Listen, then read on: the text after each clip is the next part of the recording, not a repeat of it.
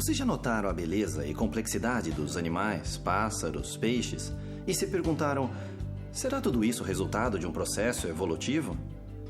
Será que tempo e acaso, juntos, podem nos dar toda a beleza que vemos no mundo? Olá, sou David Hames. Em alguns instantes, vamos examinar de perto alguns animais e provar que essa ideia está errada.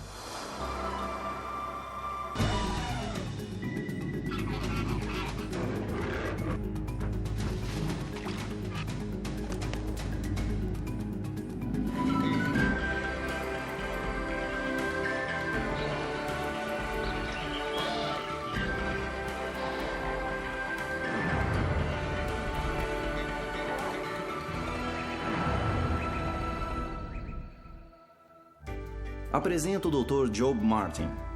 O Dr. Martin tem um histórico muito interessante. Foi professor universitário e dentista. Trabalhou na equipe dentária do presidente Johnson, no Air Force One, da frota presidencial. Nos últimos 20 anos, o Dr. Martin deu aula sobre criaturas incríveis que desafiam a evolução. Mas nem sempre foi assim. O Dr. Martin, formado em ciências e medicina, já acreditou na teoria da evolução. A evolução, como eu aprendi, começou com uma coisa chamada Big Bang. Dizem que esse Big Bang um dia estourou, liberando o gás hidrogênio. Esse gás tornou-se pó e a poeira condensou-se no planeta Terra, que, segundo os evolucionistas, era muito seca. Passados milhões de anos, a atividade vulcânica produziu água. Então, numa dessas poças d'água, em algum lugar do planeta, elementos inorgânicos se juntaram e quando um raio-x ou algo parecido os atingiu, formou-se a centelha da vida.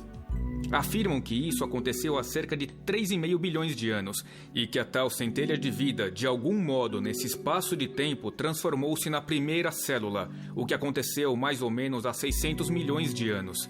Aos poucos, a célula tornou-se os maravilhosos vocês. A formação científica do Dr. Martin prosseguiria rumo à evolução, ou melhor, uma revolução, quando ele juntou-se à equipe de professores da Faculdade Baylor Denton. Este foi o início da evolução de um criacionista. No outono de 1971, eu fui até Baylor, em Dallas, para a minha primeira palestra sobre a evolução do dente. Discorri sobre como as escamas dos peixes gradualmente migraram para a boca, tornando-se dentes. Depois da aula, alguns alunos vieram me perguntar: Dr. Martin, o senhor já estudou os argumentos da ciência criacionista? Isso foi em 1971 e eu nunca ouvira falar dela e eu já era cristão há 5 anos.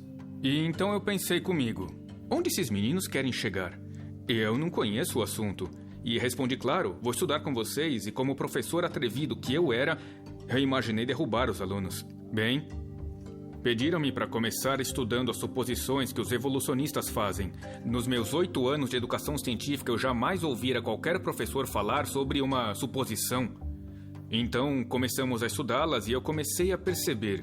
Chegaram a conclusões aqui realmente baseadas em suposições inválidas, como afirmar que as rochas são muito antigas e coisas assim. E os alunos então me pediram para estudar alguns animais e dizer se eu achava que aquele animal podia ter evoluído. O primeiro animal estudado foi um inseto chamado besouro bombardeador. Esse pequeno inseto de 2 centímetros mistura elementos químicos explosivos. E eu comecei a pensar, muito bem, como ele evoluiu? Se a evolução está certa, você está evoluindo comigo e não possui mecanismo de defesa, mas a explosão é o mecanismo de defesa do inseto. Então, se a evolução está certa, como ele desenvolveu essa defesa? Então vamos pensar, na primeira explosão, o que aconteceu com o inseto? Bum! Explodiu em pedaços. Muito bem, pedaços de inseto não evoluem. Então o que aconteceu? Bom, ele não explodiu. Dentro dele tem uma fábrica que produz elementos químicos. Um deles age como catalisador, de modo que ao ser misturado com as outras substâncias ainda neutras, ocorre a explosão. Mas quando o elemento é produzido outra vez, pronto, o inseto explode de novo. Mas isso não acontece, por quê? Porque ele tem uma câmara de combustão com material isolante. Mesmo assim, ele se explodiria se não tivesse onde dissipar a explosão.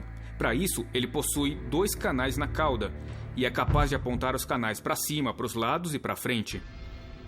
Se uma aranha o atacar pelo lado e ele não tiver tempo para se virar e atirar, ele poderá apontar a sua pequena arma para ela e atirar.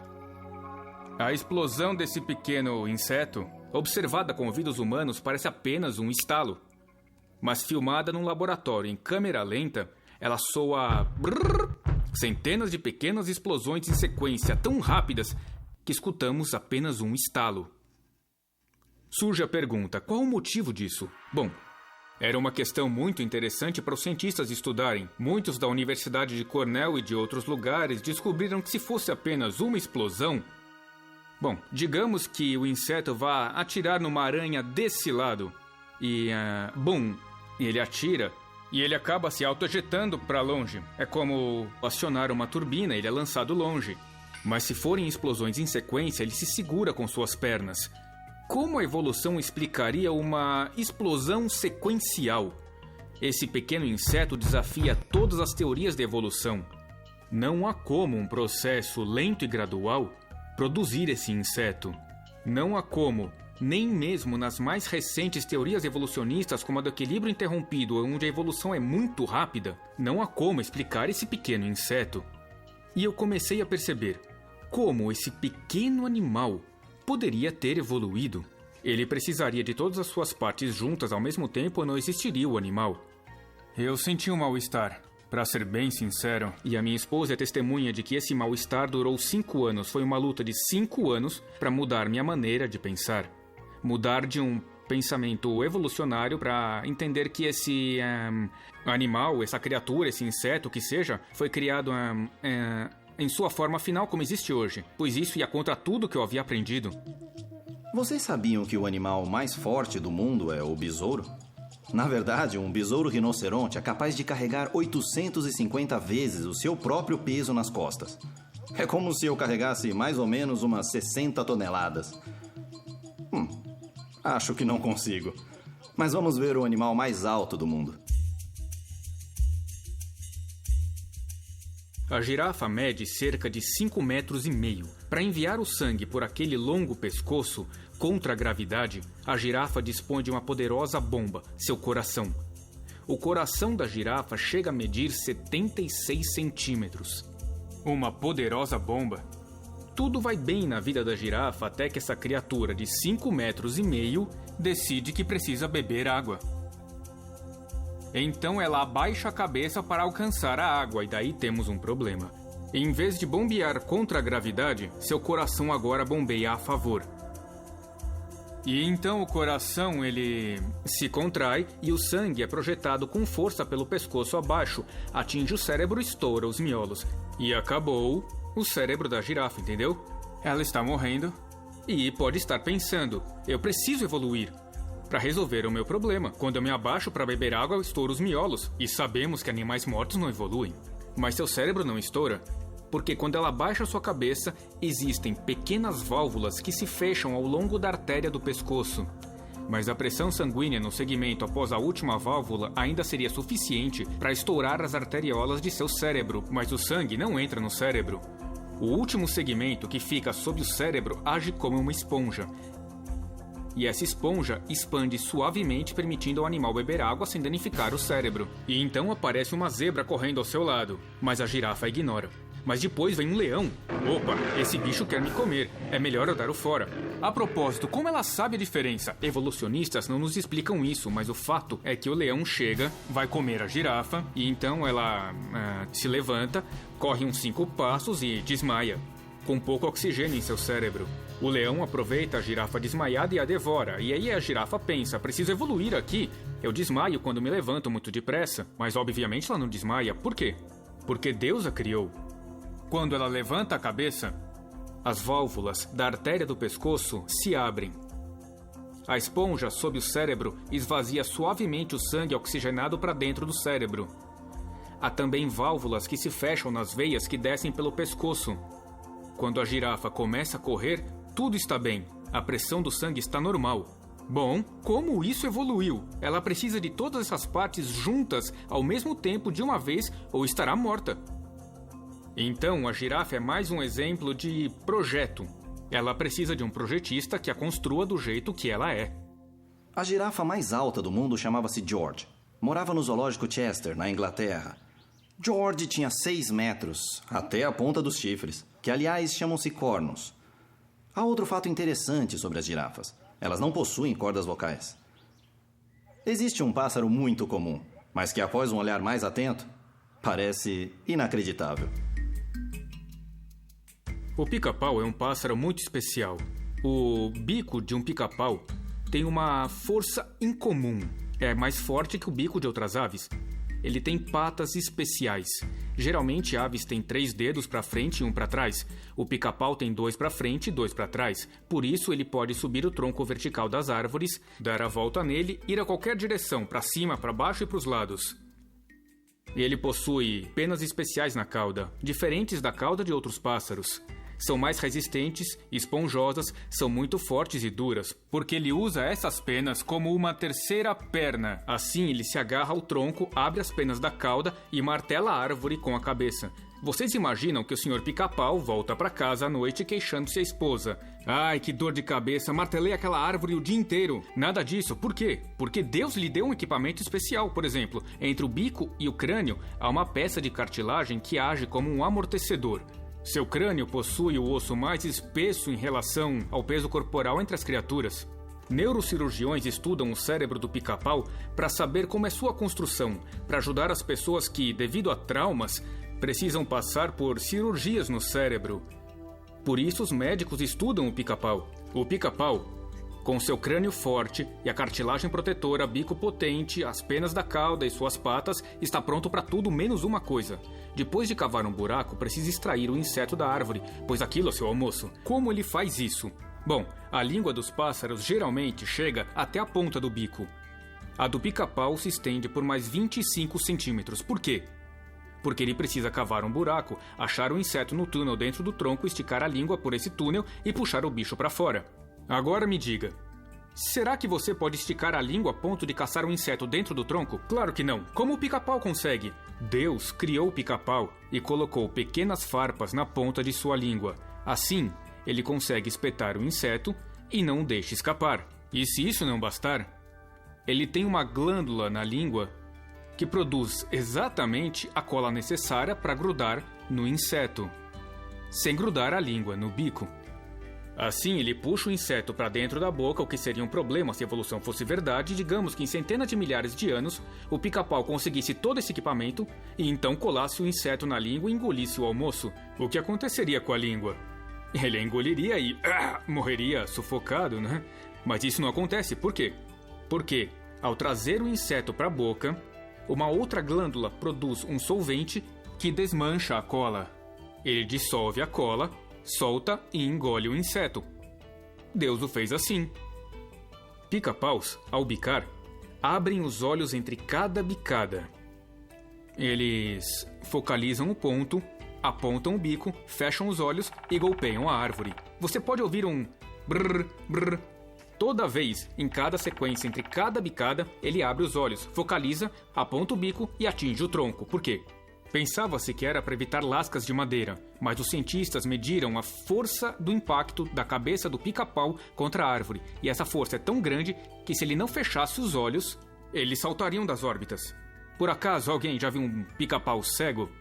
Não, nenhum perdeu os olhos, jamais, certo? Bom, há um pica-pau em especial, o pica-pau verde da Europa, que deve ser o único em todo o reino animal. Não tenho certeza, mas deve ser. A língua dele é diferente de qualquer outra língua. Nossa língua começa no fundo da garganta e sai pela boca. A língua dele começa no fundo da garganta, desce pela garganta, sai por trás do pescoço, sobe até a cabeça, sob a pele, passa por um pequeno furo entre os olhos, entra por uma das narinas e só então sai pelo bico. E como foi que isso surgiu da evolução? Fiz a pergunta aos evolucionistas, pedi que me dissessem como e de onde surgiu a tal língua. Eles não têm ideia e não souberam responder. Vocês acham que esse pássaro evoluiu de alguma outra criatura, porém não conhecemos nenhuma outra com uma língua assim. Como aconteceu? Eles não sabem. E qual a minha resposta como criacionista? Afirmo que Deus fez o pequeno pica-pau e creio que ele criou o pica-pau para desafiar a comunidade evolucionista. Porque ao estudar esse pequeno pássaro, eles percebem ser impossível que ele seja fruto da evolução. Mas isso se reporta à passagem em Romanos 1, que diz que o homem estudou a criação, estudaram a obra de Deus e, porque são injustos, suprimem a prova e escondem a prova. Isso é exatamente o que aconteceu. Existem pessoas muito inteligentes que estudam ciência, fazem um ótimo trabalho, mas em dado momento chegam a um ponto em que é preciso decidir. Será que isso aconteceu no decorrer de um longo período de tempo? Ou será que surgiu de uma vez do jeito que é hoje? E quando finalmente descobrem, não há como descrever esse fato em termos da ciência evolucionária, então lhes resta outra opção, de que talvez haja um projetista, um criador. Então decidem, eu não quero ir por aí, certo? E então suprimem as provas. Muito do que eu estudei, eu tive que pesquisar para encontrar as informações, porque não há nada nos livros. Eles simplesmente não as colocam ali, porque não sabiam explicar os fatos, então simplesmente as ignoram. Outro pássaro que atraiu a atenção do Dr. Martin vive no hemisfério sul, na Austrália. Há um pássaro na Austrália chamado pássaro incubador australiano. Outros o chamam de construtor de montes e às vezes recebe o nome de peru do mato. Há várias espécies e vamos examinar uma em particular. Essa ave pesa menos de 2 quilos. A fêmea tem 2 funções. Uma é verificar o ninho, se está tudo bem. O macho constrói o ninho e a fêmea verifica tudo. Vocês podem achar grande coisa verificar tudo, mas esse ninho não é como os outros. Alguns chegam a medir 6 metros de largura e até 15 metros de altura. Alguns cavam até 2 metros chão adentro. Construções enormes, por isso essas aves têm o nome de construtores de montes. A fêmea vem e cava dentro do ninho. Ao sair, ela diz ao senhor pássaro: eu não gostei desse aí. E ele responde: tudo bem, me dê mais 1 ou 2 meses e eu faço um outro. E ele constrói outro ninho, digamos que ela gostou desse. Surge então a segunda função, que é botar os ovos. Ela põe um ovo a cada 3 dias durante 7 meses. Mesmo pesando menos de 2 quilos, cada ovo pesa aproximadamente 200 gramas, quase do tamanho de um ovo de avestruz. Não pode ser. Assim ela morre, não é possível. Mas sim, ela consegue. A fêmea dessa espécie produz ovos com a casca muito grossa e com poros. Todo ovo tem poros. É como respiram, mas nesse, os poros têm a forma de casquinha de sorvete e a ponta do cone está virada para dentro. Assim, à medida que o pintinho se desenvolve dentro da casca, chega um dia em que ele não tem ar suficiente, ele sufoca e não consegue respirar, e então ele começa a raspar a casca, desgastando a parte interna do ovo. Isso aumenta os buraquinhos e ele vai gastando o cone. Ele vai fazendo isso até finalmente quebrar a casca. O macho toma conta do ninho. A fêmea, depois de pôr os ovos, sai e é ele quem toma conta. Você diria, isso é um grande problema? Bom, e é mesmo, porque, cada espécie precisa de um determinado tipo de ninho. E nessa que estou descrevendo, o macho mantém o ninho a 32,7 graus Celsius durante 7 meses. Se houver variação de mais de meio grau para mais ou para menos de 32,7, o filhote morre. Por isso, o macho fica atento o tempo todo, ele cava até o fundo para verificar a temperatura. E os cientistas não sabem como ele mede a temperatura, mas ele mede. 33 graus, quente demais, eu preciso tomar providências. Então ele sai e joga areia sobre o ninho tentando refletir a luz do sol ou fazendo outras coisas. E ele também mantém a umidade do ninho em 99,5%. Se baixar para 80%, o filhote desidrata e os ovos secam. É preciso manter os 99% de umidade. Manter 32,7 graus Celsius, 99% de umidade, isso é impossível para uma ave de menos de 2 quilos. Quando o filhote sai do ovo, já tem todas as penas. Que eu saiba, é o único que nasce pronto para voar, mas ele não pode voar porque está enfiado lá embaixo do ninho. Ninguém alimenta esse filhote. O pai não alimenta, a mãe não alimenta. Ele sai do ovo e percebe que tem que dar o fora do ninho. E então ele se deita de costas e começa a raspar as folhas e os galhetos que estão em cima dele, até ficar meio enterrado. E então sacode as folhas e compacta tudo com suas asinhas e recomeça a raspar. Mais material cai, ele se limpa e compacta tudo e ele leva 3 dias para conseguir sair. E ninguém explicou isso para ele, ninguém disse como, para que lado, o que tem o que fazer. Então, como ele sabia isso, a evolução não consegue explicar essas coisas. Muito bem, o filhote saiu e ninguém ensinou o que ele deve comer. Mas ele sai, sabe o que comer e como achar a comida. E no ano seguinte, o novo macho vai construir um ninho, sem que o pai lhe tenha explicado como. Ele começa a fazer o monte sozinho. Ninguém mostrou como fazer. É um milagre, é um milagre. Olhando para o pássaro incubador da Austrália, a gente se pergunta: como ele evoluiu? Se a evolução for verdade, como foi que aconteceu? Mas eu digo que só Deus pode fazer isso. Eis aqui algo que todos nós tiramos da geladeira, toda manhã. Se você colocar um ovo na água morna, verá que ele solta bolhas. E por quê? Porque a casca é cheia de buraquinhos. Um ovo de galinha tem cerca de uns 10.000. Esses buracos servem para o filhote respirar, pois o ar entra pelos furinhos. E também para jogar fora os dejetos do ovo, porque o pintinho come a gema para crescer. E a gema digerida produz dejetos, solta água e outros elementos. E esses dejetos devem ser jogados fora, ou, por exemplo, parte da água deve ser eliminada ou ele morre afogado. Como explicar esse mecanismo complexo e o momento exato para um ovo se desenvolver? E tudo isso acontecer de modo que o pintinho sobreviva em cada etapa do processo. Tudo deve ser feito num dia certo e numa ordem certa e no tempo exato, ou o filhote morre. Se você já comeu um ovo quente ou um ovo duro, ao descascar já notou a membrana envolvendo tudo. Essa membrana tem uma função, da qual já iremos falar. Porém, uma das pontas do ovo é achatada, parecendo que a galinha deixou uma parte vazia. Esse lugar é especial, chamado bolsa de ar. Agora, vamos observar esse ovo fertilizado que possui todas essas partes que identificamos. É onde o pintinho se desenvolve. No 5º dia, seu coração começa a bater. Veias e artérias já apareceram e 2 delas se destacam, ligando-se à membrana. É por aí que o filhote vai respirar. O ar entra pelos poros, os furinhos na casca e segue para a membrana. Essa membrana transfere o oxigênio para a artéria ou veia que chega até o animal. Enquanto a outra veia que sai dele livra-se dos dejetos. Temos assim um processo de materiais entrando e saindo da casca. Outras 2 veias se prendem à gema, alimentando o pintinho. E à medida que ele cresce, a casca fica pequena e ele não tem ar suficiente. Isso ocorre no 19º dia. Durante esse tempo, um pequeno dente cresceu na ponta do bico. É o dente de ovo. Nós desenvolvemos nossos dentes dentro da boca e não em um bico. Mas o pintinho tem um dente de ovo.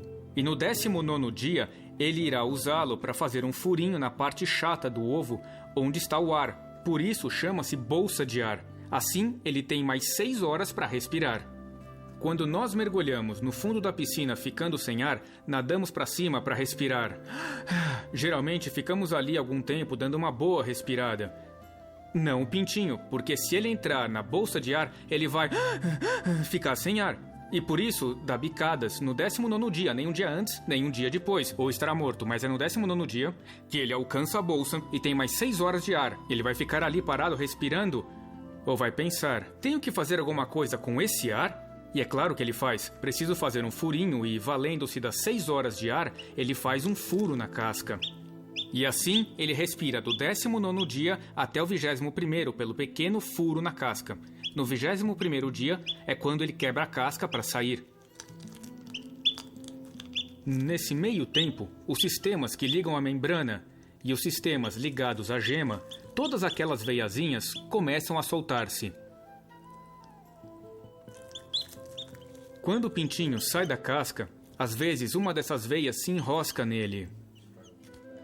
Mas o fato é que parece que ele saiu de um traje espacial. Ele está pronto. Sai do ovo no 21º dia, mas todas as etapas anteriores precisaram ser executadas no tempo exato, absolutamente no tempo certo, porque ao sair, ele é uma criatura inconfundível, não há dúvida de que é um pintinho. Tudo o que vemos na natureza, nos registros fósseis e nas criaturas vivas é igualmente inconfundível, identificável. Podemos classificá-lo, isso é uma vaca, isso é uma galinha, e isso é mais uma prova de que Deus fez tudo, inclusive as galinhas, exatamente como elas são. Uau! O meu café da manhã jamais será o mesmo. Vocês sabiam que durante um teste na Universidade do Missouri, a galinha número 2988 pôs 371 destas coisas em apenas um ano. É muito ovo.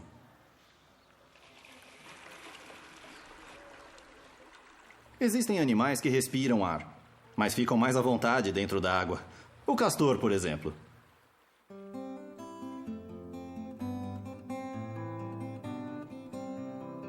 O castor é notável porque é um engenheiro.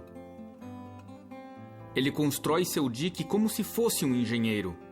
Na verdade, os engenheiros estudam os diques do castor para saber como fortificar um dique e como canalizar a água.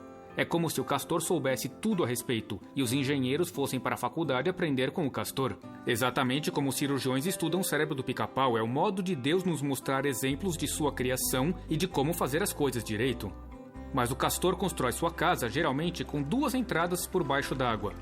Ele constrói a casa de um modo que o ar viciado de dentro possa escapar e o oxigênio possa entrar.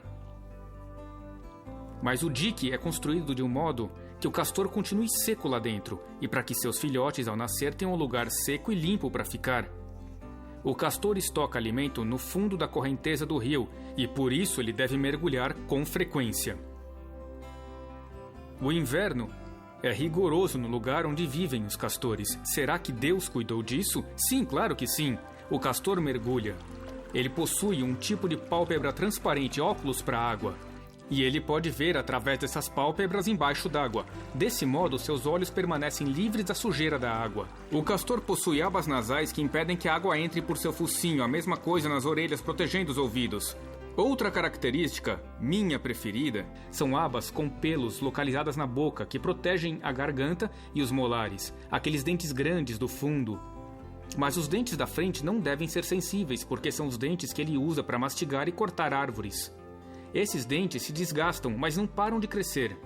São usados intensamente e não param de crescer, por isso não são sensíveis. Mas como os dentes de trás são, Deus providenciou uma aba com pelos para protegê-los da água gelada do inverno. Observem o castor nadar, ele pode pegar um galho bem pesado e mesmo assim arrastá-lo, atravessando a corrente do rio. Ele quer chegar até aqui, mas ele está lá e há uma correnteza no meio. Ele arrasta o galho e chega até o ponto escolhido. Ele compensa a força da água fazendo um cálculo matemático. Ele calcula quanta força deve fazer com a cauda de modo a compensar a força da correnteza. Assim consegue chegar onde quer, toda vez, sempre. Duvido que os evolucionistas tenham explicação para isso, mas o meu Deus tem.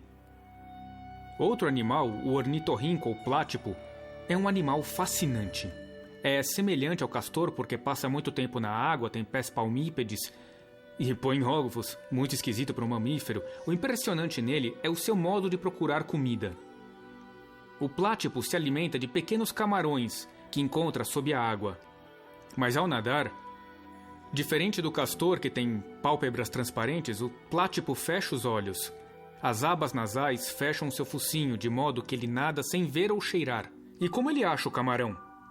Dentro dele existe um mecanismo que detecta os impulsos elétricos da cauda do camarão entre o músculo e o nervo.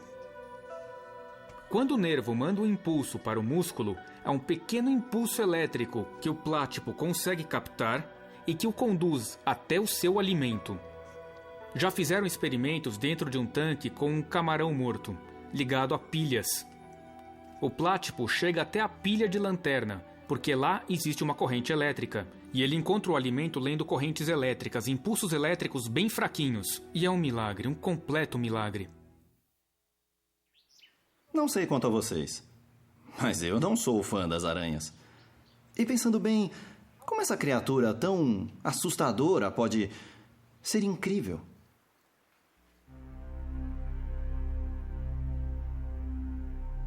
Existe uma aranha no Texas e em outros lugares dos Estados Unidos chamada aranha dourada dos jardins, também chamada de aranha zíper, porque no meio da teia ela faz um desenho característico que parece um zíper.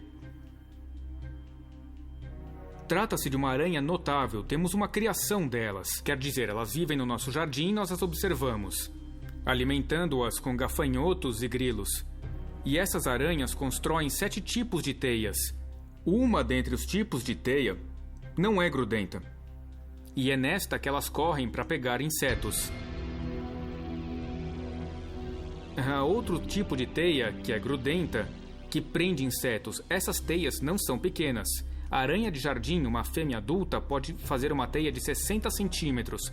Elas ficam a menos de 10 centímetros do centro e fazem coisas muito interessantes. Se você chegar perto, quando estão quietas na teia, às vezes elas farão a teia vibrar como um trampolim. Para ameaçar, elas estão dizendo: afaste-se de mim, eu não quero você assim tão perto.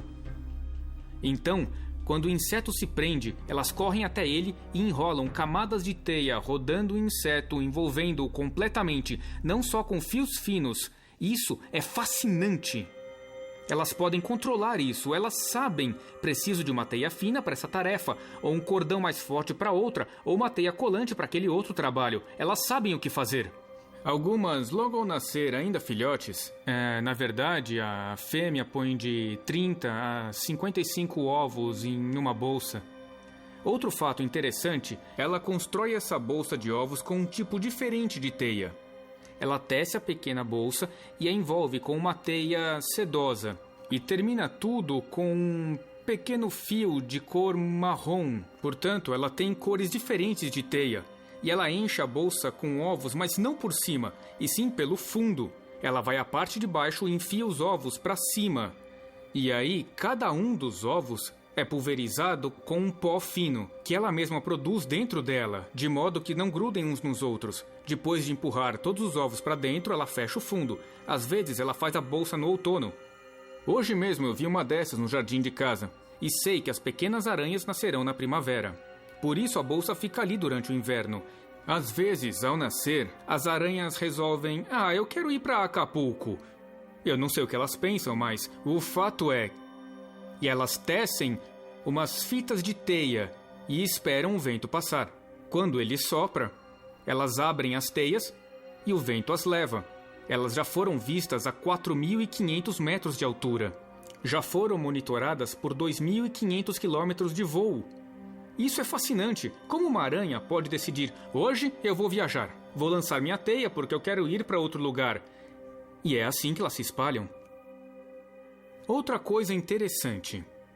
As aranhas crescem dentro de uma espécie de casca, que não cresce com elas. Portanto, precisam sair. Se não saírem, elas morrem.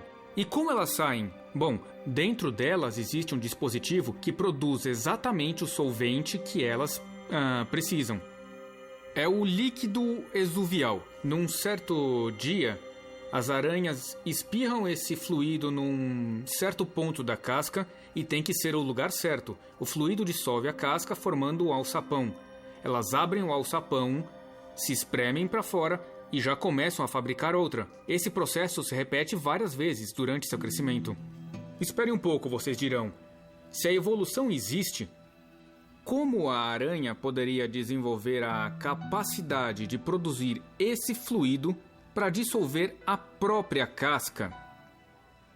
Tem que ser o fluido certo para dissolver a casca. Tem que ser aplicado no lugar exato ou a aranha não escapa. E tudo isso deve acontecer no momento certo, ou a aranha morre dentro da casca. Sobrevivência do mais apto. As aranhas de jardim não deveriam existir. Há gente que gosta de matar essas aranhas.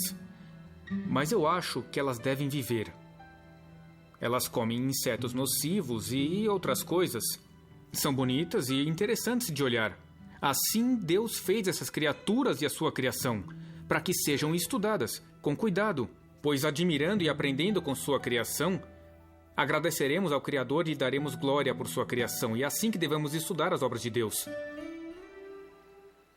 Talvez aranhas não sejam tão horríveis assim. Por que não me ensinaram tudo isso na escola? Preciso aprender mais. No sudeste dos Estados Unidos existem várias espécies de lagartos, algumas muito interessantes.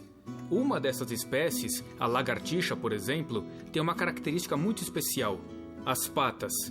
Se vocês tiverem uma lagartixa de estimação, olhem atentamente, porque ela pode correr pelo teto. Se o teto da sua casa for de vidro, ela corre do mesmo jeito. Ela não cai. A gravidade não pode com ela. Por muito tempo, os cientistas não souberam dizer o que faz a lagartixa grudar no teto. Resolveram estudar suas patas, que são patas especiais, e as examinaram ao microscópio.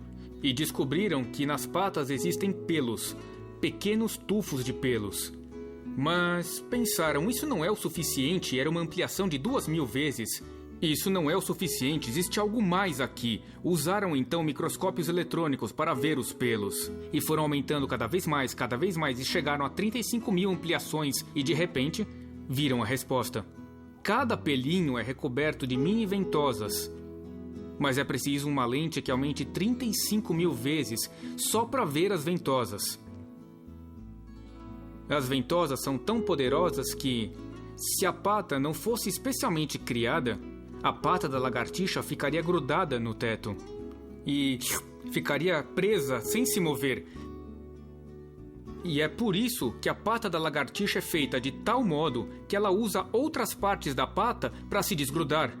Observe que a pata da lagartixa é diferente da pata dos lagartos comuns. A maioria tem uma espécie de dedo com uma unha bem grande. A pata da lagartixa tem umas almofadas arredondadas na sola. Desse modo, ela pode usar as ventosas da frente para desgrudar as ventosas de trás, ou usar as de um lado para desgrudar as do outro. A lagartixa faz isso com naturalidade. Como um lagarto, poderia evoluir ventosas que exigem ampliação de 35.000 vezes para serem vistas. Como desenvolveria isso? E por que evoluiria? E por que teria a pata apropriada para possuir ventosas? Todos esses detalhes teriam que existir ao mesmo tempo. Há outro lagarto chamado chuckwalla, que tem 3 características especiais. Uma delas é uma espécie de cobertor nas costas. E esse cobertor muda de cor. Pela manhã, ele é bem escuro, para que ele absorva mais luz solar. Como é um animal de sangue frio, precisa da capacidade de aquecer o sangue para fugir dos seus inimigos. Por isso, a cor escura. Mais à tarde, quando o sol do deserto realmente esquenta, surge uma cor bege claro, que reflete a luz do sol, evitando que o sangue ferva. Ele tem um mecanismo de defesa. Digamos que um coiote tente devorá-lo, e os coiotes realmente tentam fazer isso. O lagarto corre para a fenda da pedra mais próxima. Ali, ele expande seu corpo como um baiacu. O lagarto fica tão estufado que ele entala e nada o tira da fenda. Não há como tirá-lo dali. Entalar-se no espaço das fendas é seu mecanismo de defesa. O que mais admiro no chuckwalla é sua capacidade de dessalinização. Isso significa que ele tem muito sal no sangue. Por quê? Porque ele vive no deserto, onde não há água, e ele não tem o que beber. Em vez disso, ele come plantas e pequenos animais, como insetos, e acumula sal. Muito sal no corpo poderia matá-lo. E como ele sabe quando está com muito sal? O que acontece quando ele tem muito sal? Ele morre. Sobrevivência do mais apto, ele deveria estar morto, mas não está. E por quê? Porque Deus colocou algo em seu focinho, uma usina dessalinizadora. Quando o sangue fica saturado de sal, o lagarto pensa consigo, acho que preciso me livrar do excesso de sal em meu sangue. Então ele põe a usina para funcionar. E aí ele desvia o sangue até essa pequena usina, e essa usina retira o sal do seu sangue. De vez em quando, o lagarto chuckwalla, ele faz atchim. Ele espirra puros cristais de sal. Uma boa ideia é vocês terem um lagarto desse sobre a mesa e, quando precisarem de sal, espirra aí, lagarto. E aí teremos sal puro do espirro do lagarto. Uma coisa inacreditável. Essa é mais uma das criaturas incríveis que o Senhor criou. Qual é a criatura mais complexa? Provavelmente você e eu. Mas como aparecemos? Somos primos distantes dos macacos? Ou fomos projetados pelo Criador? Se foi assim, o relato bíblico da criação é realmente possível? Segundo o relato de Gênesis, de como Deus criou o homem, está escrito que ele criou o homem totalmente crescido. Adão, quando surgiu, já era adulto, completo, com apenas 1 minuto de idade. Deus tirou dele uma costela e criou Eva. Há cristãos que acreditam na evolução e na Bíblia. Mas temos aí um problema. Por acaso há evolucionistas ensinando que a mulher evoluiu de uma costela? É claro que não, mas é o que a Bíblia diz. Conta que Deus tomou uma costela e criou Eva. Quando Adão acorda de seu sono anestésico e vê Eva, ela já é adulta. Ela tem 2 segundos de idade, mas já é adulta. Se acreditamos no relato bíblico, devemos acreditar que Deus cria seres adultos e o homem é uma dessas criaturas. E eu acrescento, nosso Criador é capaz de fazer isso? A Bíblia afirma em 3 lugares que Jesus é o Criador. Colossenses 1, Hebreus 1 e João 1. Portanto, Jesus é o Criador. Ele criou um homem adulto com aparência de adulto e totalmente maduro. A mulher adulta, madura, árvores maduras, com frutos. Eva pode ter comido um pêssego. Adão, quanto tempo leva para crescer um pêssego? 3 dias, Eva. Não pode ser. Sim, Deus fez a árvore com frutos em 3 dias. Se acreditamos no relato da criação em Gênesis, temos que crer nisso. Será que Jesus, o Criador, tinha essa habilidade? Ora, quais são os seus milagres? O primeiro, em João 2, transformou água em vinho. Ele usou 6 jarras de água, conforme o texto de João 2. Quando o encarregado da festa provou da água, disse: "Esse é o melhor dos vinhos." E como se faz um bom vinho? É preciso tempo? Quanto tempo tinha aquele? 1 minuto? Quantas jarras de água? 6. Quantos dias na semana da criação? 6. Criação com aparência madura. Gênesis 1. Criação do vinho com aparência madura em João capítulo 2. Nada foi por acaso. Como o Senhor fez o homem? Vamos pensar na nossa orelha. À primeira vista, parece algo esquisito. Temos essas coisas aqui, então olhamos para os animais e todos têm orelhas, mas nem todos. Alguns animais ouvem sem orelhas, mas nós temos orelhas. O tímpano humano é uma maravilha. O movimento dele é tão pequeno que mal pode ser medido. Alguns cientistas dizem que o movimento do tímpano, quando atingido por diferentes sons, é aproximadamente 1/100º da largura da molécula do hidrogênio. Essa é uma das menores moléculas, pois esse movimento imperceptível pode distinguir entre uma trombeta, um tambor, a voz da sua mãe dizendo que arrume a sua cama, a do seu pai dizendo que não empresta o carro hoje porque você chegou tarde demais. E esse minúsculo movimento diferencia entre todos esses sons e mergulha no seu cérebro, e seu cérebro lhe diz: isso é a mamãe falando, esse é o papai, essa é a orquestra tocando. Podemos ouvir música. Podemos ouvir alguém dizendo que nos ama, coisa que adoramos ouvir. Como? Com um movimento que não chega a ter a largura da molécula de hidrogênio. É um milagre, é um milagre! E acontece dentro da sua cabeça. Nossos olhos, acontece a mesma coisa. Os cientistas não conseguem reproduzir o que nosso olho faz. Não conseguem fazer uma lente, e imagino que os fotógrafos gostariam de uma lente assim, que enxerga bem de longe, enxerga bem de perto, se pensamos no olho saudável, sem defeitos ou precisando de óculos. Nosso olho é sempre assim, em movimento, o tempo todo. Mas as imagens que percebemos não tremem, elas são estáveis. Como isso acontece? Deus criou o olho junto com vários músculos dentro da nossa cabeça. Planejou o modo como tudo interage com o nervo óptico e com o cérebro. Nossos olhos recebem as imagens invertidas. Foram feitos experimentos colocando nas pessoas óculos que viram as imagens de cabeça para baixo. No entanto, depois de 2 semanas, uma pessoa com esses óculos pôde dirigir um carro. Seu cérebro compensou a distorção. Agora, pense no modo como o corpo humano funciona, como o corpo evoluiu. Refletindo sobre o assunto, examinando algumas criaturas, olhamos para elas e pensamos: como é possível? Serão elas o resultado de um processo impessoal ao acaso? Ou será que existe um projetista? Um poder que teve a genialidade de projetar todos esses detalhes de modo que funcionem, cada peça trabalhando em harmonia com as outras, resultando nessas maravilhosas criaturas que desafiam a evolução em todos os aspectos. Tudo isso prova a existência de um projetista, um criador, e eu sei o nome dele. E ele deseja ter um relacionamento com cada um de nós. E ele penetrou no tempo e no espaço, na pessoa de seu Filho, o Senhor Jesus Cristo, que é o projetista e o Criador, que tem poder e genialidade para criar tudo o que há. Agora vocês já sabem. Os animais são muito mais complexos e interessantes do que eu pensava. O Dr. Martin tem razão. Quando voltarem a contemplar toda essa beleza, compreendam, não aconteceu por acaso.